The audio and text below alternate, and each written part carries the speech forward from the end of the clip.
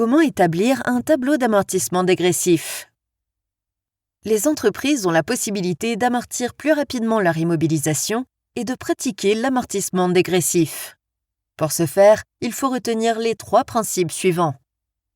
Premièrement, on ajoute une nouvelle colonne au tableau d'amortissement, celle du taux linéaire. Le taux linéaire se calcule en divisant 100 par le nombre d'années restantes. Ensuite, le bien sera amorti au taux dégressif jusqu'à ce que ce taux dégressif soit supérieur au taux linéaire. Une fois dépassé ce point, l'annuité constante est appliquée.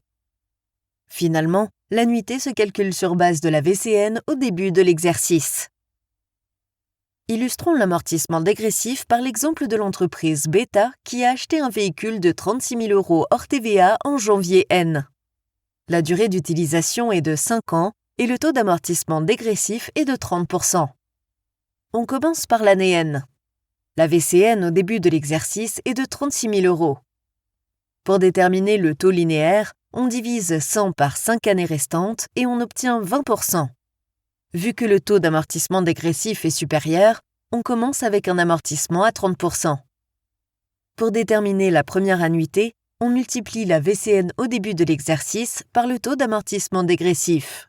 Ainsi, il faut multiplier 36 000 par 30% pour obtenir 10 800.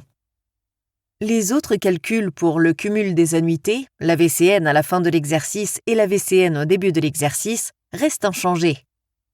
À partir de N+1, il reste 4 années d'utilisation, alors on divise 100 par 4 et on obtient 25% pour le taux linéaire. Ce montant est toujours inférieur au taux d'amortissement dégressif et on continue avec l'amortissement dégressif. L'annuité dégressive se calcule sur base de la VCN au début de cette année en multipliant 25 200 par 30% pour obtenir 7 560.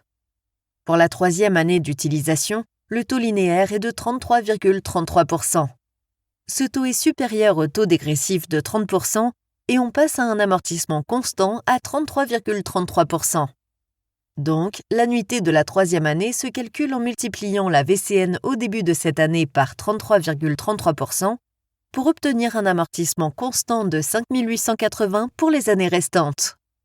Tous les autres calculs restent inchangés et se font jusqu'à ce que la VCN à la fin de l'exercice corresponde à 0.